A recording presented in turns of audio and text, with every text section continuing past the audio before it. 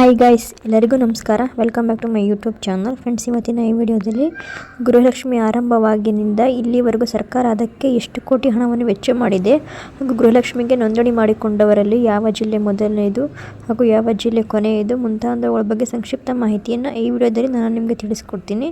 ಇದಕ್ಕೂ ಮುಂಚೆ ನೀವು ಇನ್ನೂ ನನ್ನ ಚಾನಲ್ಗೆ ಸಬ್ಸ್ಕ್ರೈಬ್ ಆಗಿಲ್ಲ ಅಂದರೆ ಪ್ಲೀಸ್ ಸಬ್ಸ್ಕ್ರೈಬ್ ಆಗಿ. ಬನ್ನಿ ವಿಡಿಯೋ ಸ್ಟಾರ್ಟ್ ಮಾಡೋಣ. ಗೃಹಲಕ್ಷ್ಮಿ ಯೋಜನೆಗೆ ಯಶಸ್ವಿ 1 ವರ್ಷ. ಈವರೆಗೂ ಖರ್ಚಾದ ಹಣ ಎಷ್ಟು? ಜುಲೈ ಆಗಸ್ಟ್ ಕಂತು ಬ್ಯಾಂಕ್ಗೆ ಜಮೆ ಯಾವಾಗ?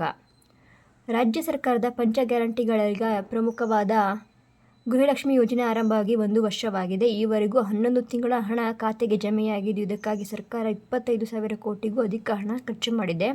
ಫಲಾನುಭವಿಗಳ ಸಂಖ್ಯೆ ಎಷ್ಟು? ಯಾವ ಜಿಲ್ಲೆ ಹೆಚ್ಚು ಫಲಾನುಭವಿ ಇದ್ದಾರೆ? ಈ ಬಗ್ಗೆ ಮಾಹಿತಿ ಇಲ್ಲಿದೆ. ಕರ್ನಾಟಕ ಸರ್ಕಾರದ ಗೃಹಲಕ್ಷ್ಮಿ ಯೋಜನೆಯು 1 ವರ್ಷವನ್ನು ಯಶಸ್ವಿಯಾಗಿ ಪೂರ್ಣಗೊಳಿಸಿದೆ. ನೋಂದಣಿಯಾದ ಗೃಹಿಣಿಯರಿಗೆ ಈವರೆಗೂ ಬರೋಬ್ಬರಿ 25,000 ಕೋಟಿ ಹಣವನ್ನು ಜಮೆ ಮಾಡಲಾಗಿದೆ. ಚುನಾವಣಾ ಪೂರ್ವದಲ್ಲಿ ಕಾಂಗ್ರೆಸ್ ಸರ್ಕಾರ ಗೃಹಲಕ್ಷ್ಮಿ ಯೋಜನೆಯನ್ನು ಘೋಷಣೆ ಮಾಡಿತ್ತು. ನಿಗದಿಗಿಂತ ಕಡಿಮೆ ಆದಾಯ ಹೊಂದಿರುವ ಕುಟುಂಬಗಳ ಯಜಮಾನಿಗೆ ಮಾಸಿಕವಾಗಿ 2,000 ರೂಪಾಯಿ ಸಹಾಯಧನ ನೀಡುವುದು ಈ ಯೋಜನೆಯಾಗಿದೆ. ಈ ಮೂಲಕ ಬೆಲೆ ಏರಿಕೆ ಸಂಕಷ್ಟದಲ್ಲಿದ್ದವರಿಗೆ ನೆರವಾಗುವುದು ಯೋಜನೆಯ ಉದ್ದೇಶವಾಗಿತ್ತು. ಘೋಷಣೆಯಿಂದ ಸರ್ಕಾರವು ಅಧಿಕಾರಕ್ಕೆ ಬಂದ 3 ತಿಂಗಳಲ್ಲಿ ಈ ಯೋಜನೆಯನ್ನು ಜಾರಿಗೆ ತಂದಿತು. 2023 ಆಗಸ್ಟ್ 30ರಂದು ಯೋಜನೆಗೆ ಸರ್ಕಾರ ಚಾಲನೆ ನೀಡಿ ಗೃಹಿಣಿಯರಿಗೆ ಮಾಸಿಕ 2,000 ರೂಪಾಯಿ ನೀಡುತ್ತಾ ಬಂದಿತ್ತು. ಈವರೆಗೂ 11 ತಿಂಗಳ ಸಹಾಯಧನ ಫಲಾನುಭವಿಗಳಿಗೆ ತಲುಪಿದೆ. ಇಲ್ಲಿಯವರೆಗೆ ಯೋಜನೆಗೆ 25,248 ಕೋಟಿ ರು ವೆಚ್ಚವಾಗಿದೆ. ಎಷ್ಟು ಮಂದಿ ನೋಂದಣಿಯಾಗಿದೆ ನೋಡೋದಾದರೆ, ಈ ಯೋಜನೆಗೆ ಇಲ್ಲಿವರೆಗೂ ರಾಜ್ಯದಲ್ಲಿ 1.25 ಕೋಟಿ ಗೃಹಿಣಿಯರು ನೋಂದಣಿ ಮಾಡಿಸಿದ್ದಾರೆ. ಗ್ರಾಮ one, Bengaluru one, Karnataka one, Bapuji ಸೇವಾ ಕೇಂದ್ರಗಳಲ್ಲಿ ಈ ಯೋಜನೆಗೆ ಅರ್ಜಿ ಸಲ್ಲಿಸಬಹುದಾಗಿದೆ.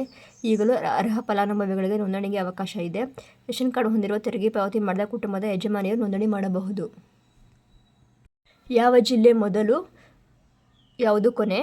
ಫಲಾನುಭವಿಗಳ ಸಂಖ್ಯೆಯಲ್ಲಿ ಬೆಳಗಾವಿ ಪ್ರಥಮ ಸ್ಥಾನದಲ್ಲಿದೆ. ಇಲ್ಲಿ 9,83,766 ಮಹಿಳೆಯರು ನೋಂದಣಿಯಾಗಿದ್ದಾರೆ.